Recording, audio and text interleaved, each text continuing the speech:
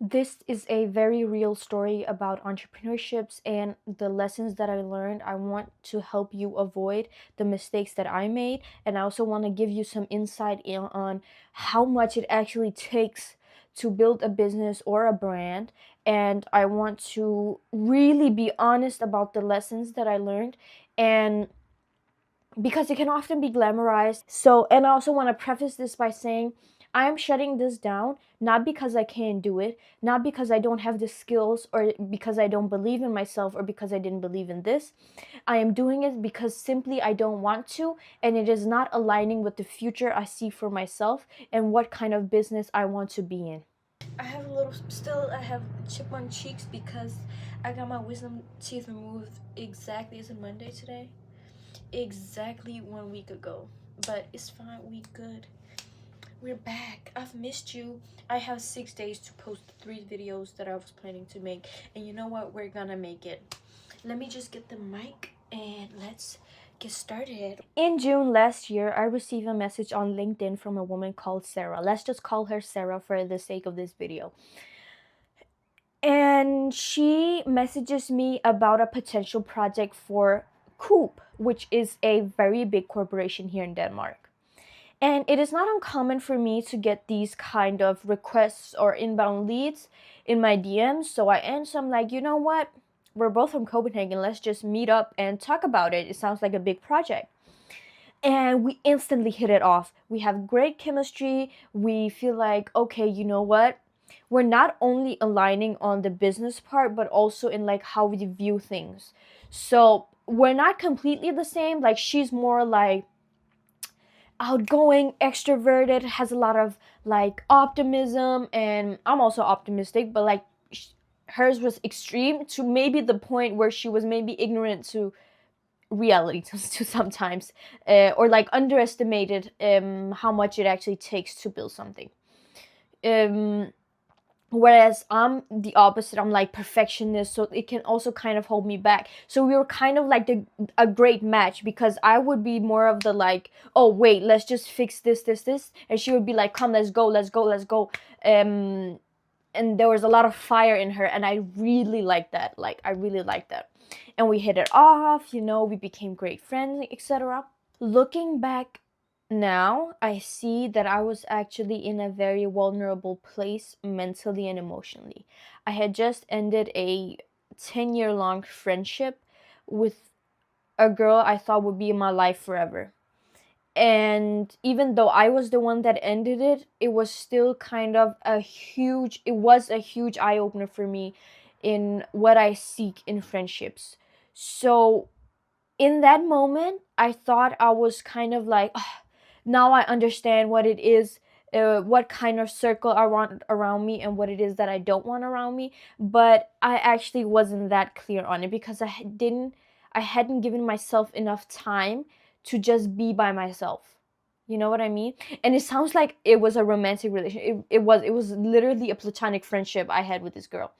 And but it was so draining, and so it was actually kind of traumatic, that it was necessary for me to kind of like just be alone, because I went through a lot of shit in that, and a lot of it was my fault, because I was learning in that period how to set boundaries and stop being a people pleaser.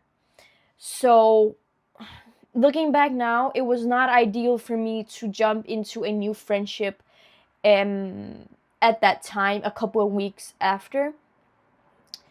People who know me and in my circle know that I'm very, very strict with who gets to be my friend or who is in my circle.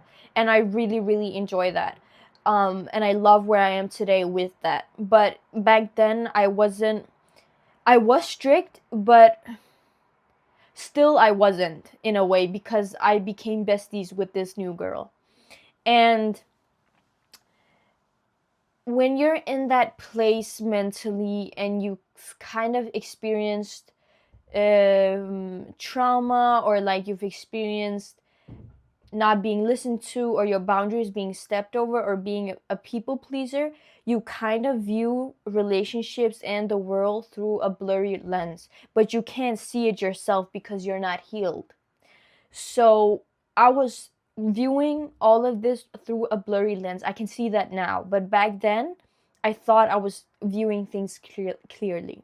Because of this, when Sarah suggested that we start a brand together, I didn't really question it. We had a good chemistry. She knew her stuff. Like she said, she could do paid ads, the marketing, everything that I couldn't do, and the finances she could do. So I was like, great, this is great. And we were both very creative also, and we had the skills to build this. So it was, you know what, it's fine, let's do it.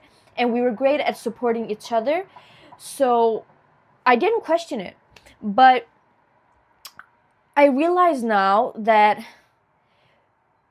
even though I told myself back then, oh, it is so refreshing to build something new, it is so refreshing to start a brand from scratch. Because you have to remember, I have worked with web shops and e-com stores for 2 years. I know where they manufacture their products. I know how they ship it. I know how they do the operations. I know how they do the customer success. I know how they build the web shop. I know how they market. I know how they run ads, how they split test, how they do the finances, I knew it all, okay?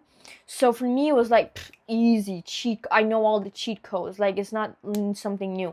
So it was like also not I wasn't completely starting from scratch, but I already felt like it's fine. The start a brand is easy. You know, I get to be creative. I get to, you know, all that stuff.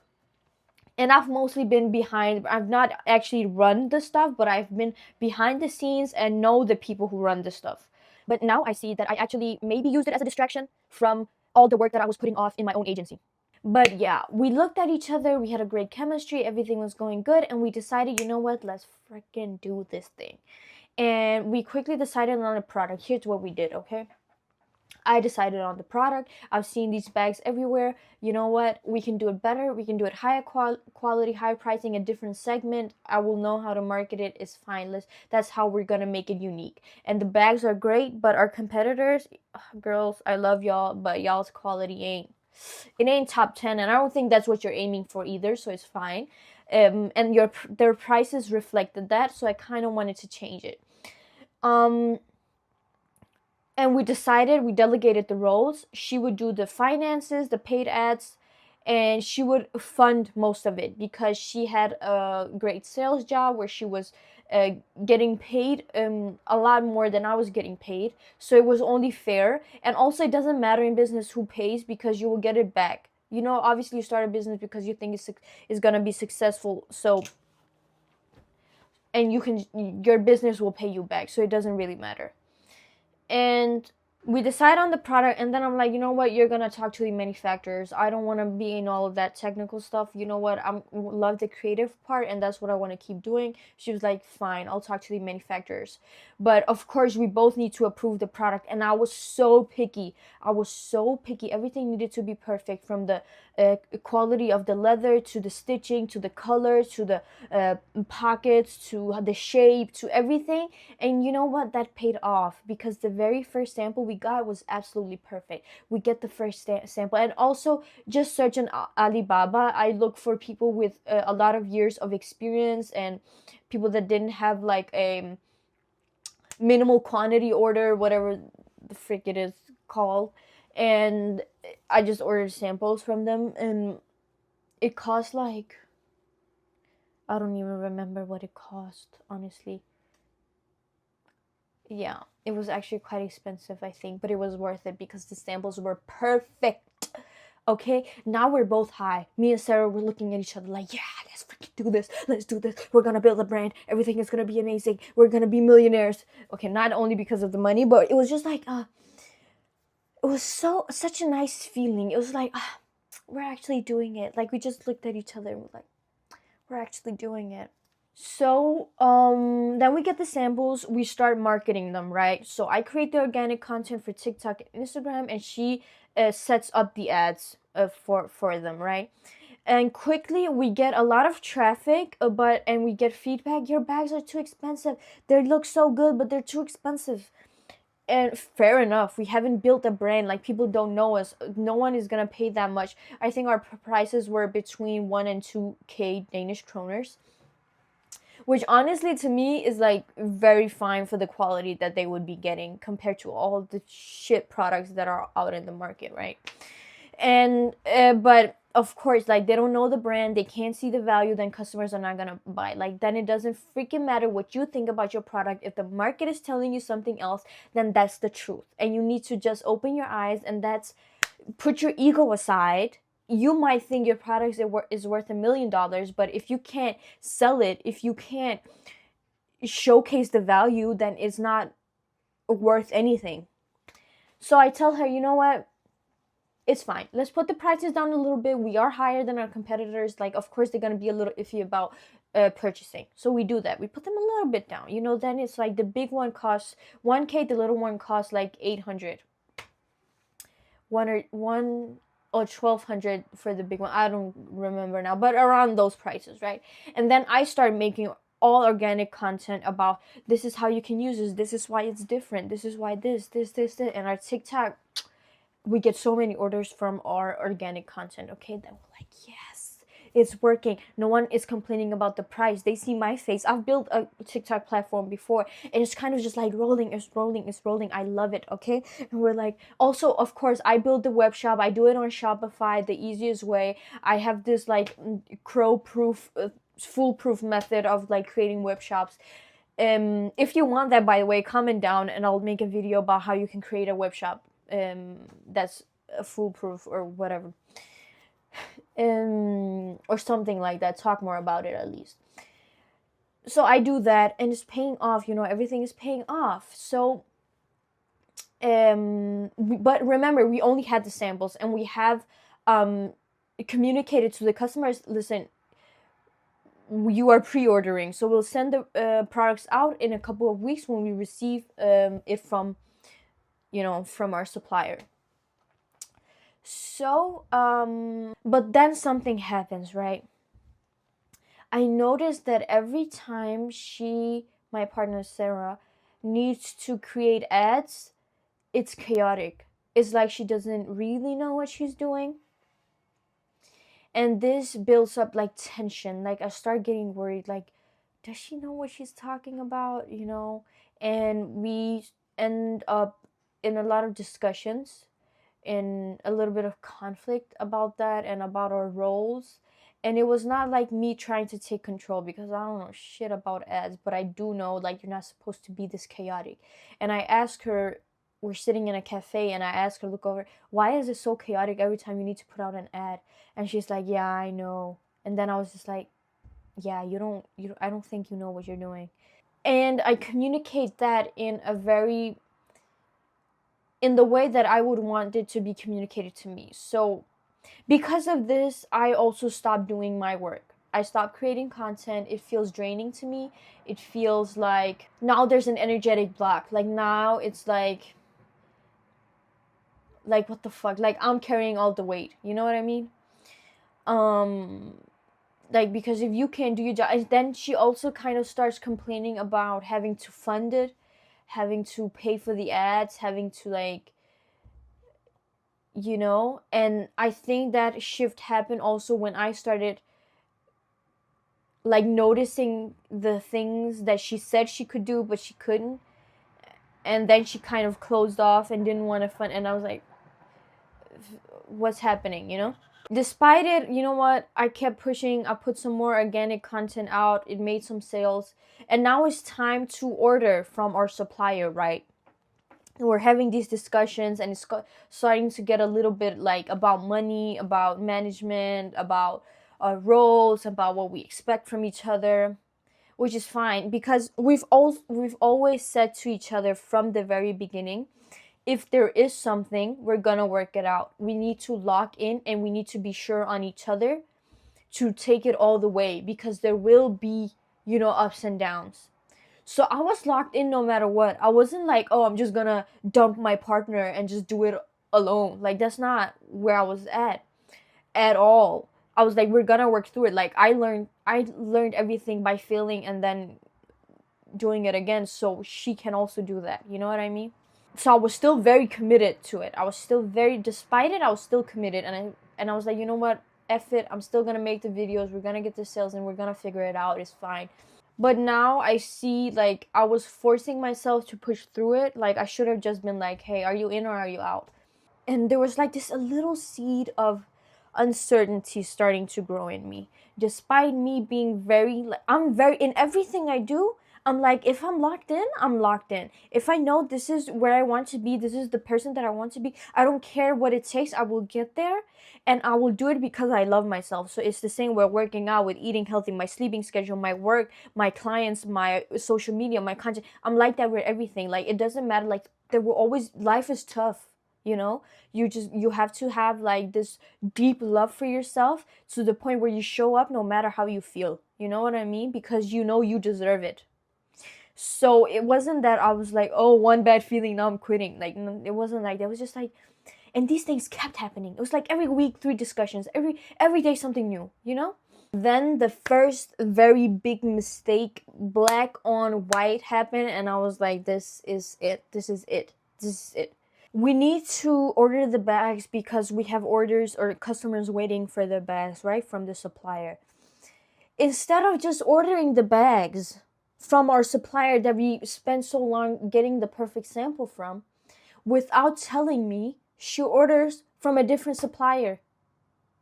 And when I confront her, she's like, just trust me, just trust me. And I tell her, you know, if these bags show up and they're shitty, that's on you and you'll have to fix it. You know, I've spent so long being so picky, and it felt very disrespectful to me. You know, of course, it's a big disrespect. At that time, I was like, you know what? I don't think this is the partner for me, because who does that? That is so disrespectful. But I was like, okay, fine, I trust you. I trust you. And in the meantime, we are fixing all the legal stuff. So we're getting the company registered with the Danish government, and we are registering or getting our permits for being able to import goods from Asia. Something happens. Obviously, you can feel it in my energy. I've just kind of like, I've lost respect for her. And I feel like, of course, she also senses this. And we have a bit of discussions, and the bags are in transit. And she straight up tells me that she just wants to step up. She just wants out of the business, and she wants to just leave it to me, everything. She just wants out. We aren't tied by anything legally. Like, both of our names aren't on anything or any contracts or anything, so she can't do that. She can't just leave. And strangely enough, I felt very relieved. I was like, because the next conversation we were going to have was, I was going to bring it up, be like, are you in or are you out? But she kind of did it for me.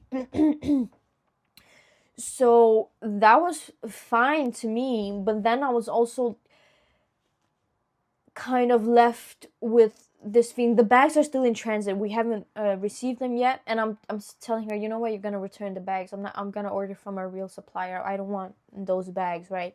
They don't even have our logos on it.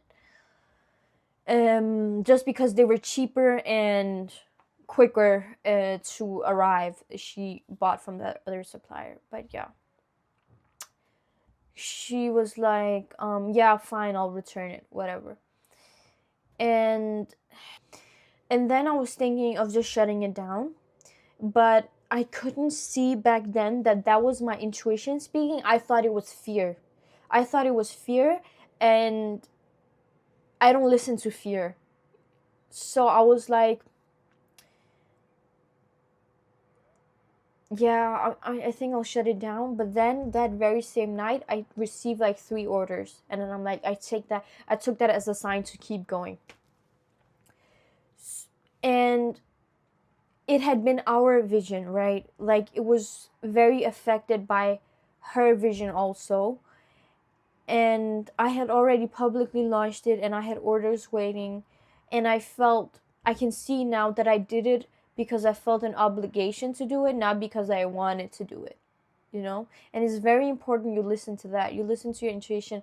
Don't do something because you feel like you have to do it, but do it because it aligns with where you want to go, you know. I then received a message from her 1 or 2 days later, and I don't have the bags, you know. So I'm just thinking, what do I do? Do I just send a message out saying we're down, like we've shut down the business? What do I do? I then receive a message from her like 1 to 2 days after, where she's like, hey, I received the bags, I couldn't return them, do you want to buy them? And then I'm like, F it, I'll just buy them, I'll just them out, you know, it's fine. I get the product. The product is shit. I'm so mad. I am so mad. And I was just like, the threads, the color, the leather, the material, like everything, it was just not, it wasn't it. And then I'm thinking, oh, now we're just like any other brand, and we're contributing to like global warming and shit too. Like, it's just such a waste of space, you know? And then my family and friends told me, they're not that bad, come on, you can't send them out, etc., etc. And then I was like, okay, maybe I'm being too much of a perfectionist. Like, let me just try, let me just send them out. Yeah, I shipped them out, but deep down I know I'm not proud of the product. And I still decided to give it a real shot. You know, I was like, okay, how can I make this better? We need better pictures, pictures that are ours. So I booked a photo shoot. I was like, okay, let me give this, honestly, let me give this a real shot. Let me actually try to make this work. Okay, to make this work, you need traffic. You need people to know of your brand. You need to build a platform, and you do that through content. If you don't have money, you do organic content. Okay, so I was like, I don't have as much. I want to post 3 times a day on every single platform, and I don't have the capacity to do that right now. First of all, I was mentally drained, I was emotionally drained, like I was just, it was not it. And you can sense a person's energy as soon as they're in front of you, and you can sense it through a video as well. And especially if I was gonna be 3 times a day, every day, on every social media platform, on our brand profile. So I was like, you know what, I'm gonna hire someone who's young, energetic, who has the right mindset to do it. So I hired a content creator. I love her so much. She had such good energy. Like, she was the perfect fit. Like, I was so lucky to have found her, right? And I was like, you know what? This is so good. Now the ball is rolling. Fine. I hire her. I fix the contract. Everything. She's hired. Done. Then I book a real photo shoot. Oh my God, this photo shoot. I'm so, so grateful. The feeling this photo shoot gave me, like, I feel like 10 girls showed up. Girls helped me. It felt like a village came together. I didn't feel alone anymore. It felt like I had my village. Girls, there were 2 girls that came, like, after they traveled 3 hours for the photo shoot. Another girls who hadn't even met me, and I asked them like last minute for help. They were willing to help me after just meeting me online, and we started following each other. Um, my bestie, she filmed everything behind the scenes for me, shot b-roll, everything without me even having to ask. My content creator showed up, was so sweet, and helped me also shoot behind the scene content and everything. And I had my friends who were just willing to help, and that just meant so, so, so much to me. So that was a very, very nice feeling that I will remember for the rest of my life, and I am so grateful. But yeah, we do the photo shoot. I hire the content creator. Okay, the ball is rolling. It's fine. But then something happens. I start receiving emails. Hey, the bag broke. The bag broke here. This happened to the leather. Blah blah blah. And I'm like, oh my God. Now I have to give refunds to everyone, and this felt like, there's an easy fix. I could just be like, hey, here's the refunds. I'm sorry, I'm gonna order new ones from a new supplier. Or not even give them refunds and be like, you know what, I'll send you a new bag. It's fine. Use the money they've already spent to go back to our original supplier, get it out, and text them, hey, I'm currently, they're in transit. I'm receiving them from the supplier.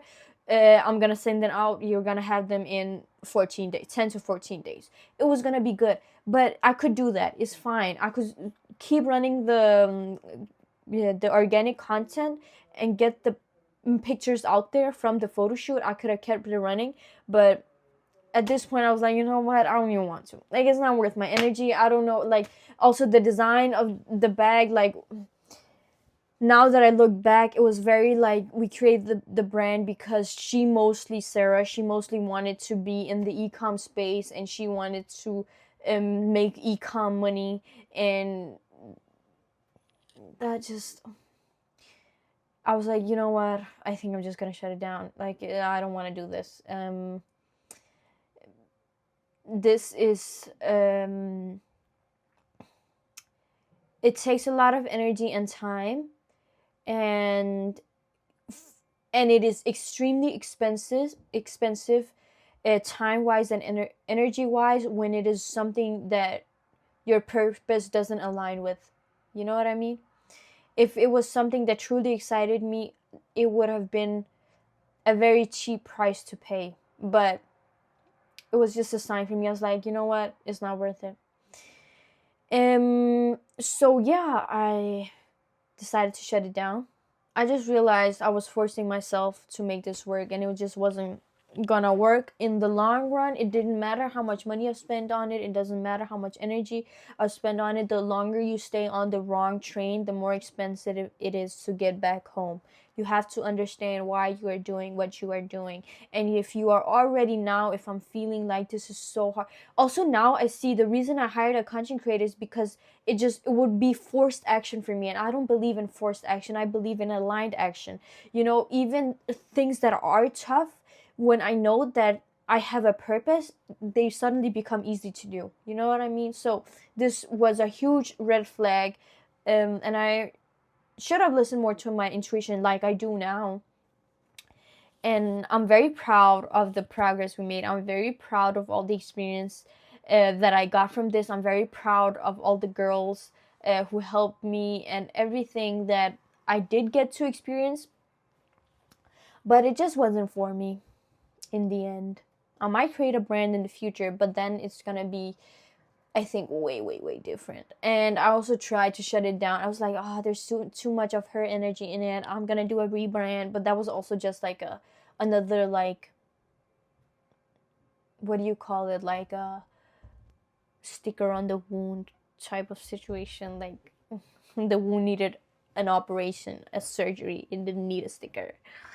But yeah, so my lessons are: trust your gut. Okay, trust your gut. You have exactly what you need within you to succeed. And every person has their intuition, and the longer you don't listen to your intuition, in the end is going to start screaming at you to listen to it. And that's what it was doing for me now. Be careful with who you choose to have as your partner. Really take your time, because last year for me was a huge year with me really getting to know different kinds of people. Of also kind of like, I'm really grateful for that. It's taught me a lot, a lot. Like, I feel now I have a lot more experience with people, and I'm way better at like recognizing the right people for me. So really make sure you have the same values, the same work ethic, and the person that you choose actually knows what they're doing. Don't ignore red flags, they just get bigger. Like, at the first hint, just be like, sit your foot down. Also, I don't view this as a failure. It's more like, because I'm choosing to shut it down. Like, I could keep it going, but like, that would have been the real failure, I feel like. Because me doing something just because I'm supposed to do something, that's a failure. Not because I'm actually aligned with it or that it's my purpose. That's failure. Okay, this is just redirection. Now I can focus on what it is that I actually want to do, which is YouTube, and to grow my web agency and work with amazing companies and work more B2B than B2C. And success isn't about money, it's about alignment. You doing what you love every single day, that's success. Or however you want to define it. It's not $1,000,000 or whatever these gurus have you believing in a Lambo and a mansion in Dubai. Like, also, happiness is not the goal. Happiness is just a feeling, just like everything else. Just like sadness, just like grief, it comes and it goes. But if you're doing something where it just feels right, like your purpose, then it doesn't matter what day it is, what the weather's like, how you're feeling, you're gonna do it. Also, I really loved my community, and I loved all the people I met along the way, and I loved all the experiences and the lessons I learned from this. And yeah, the people who showed up for me, I adore them. So, what's next for me? This experience has really, and also, my partner, she was very big on, she didn't really like being in front of the camera or personal brand, so that's also why you haven't seen her on my social media. And I've also, yeah, what's next for me is I realized my passion is really like branding and content creation and creating digital solutions for my business partners, and it is just using the knowledge I have to help other businesses, not necessarily do all of this stuff myself. And if you want to follow on my journey, you can subscribe. And if you want to have a more in-depth version of what is next for me step by step and how I plan on scaling my agency, then you can watch the next video. Thank you for listening. Bye.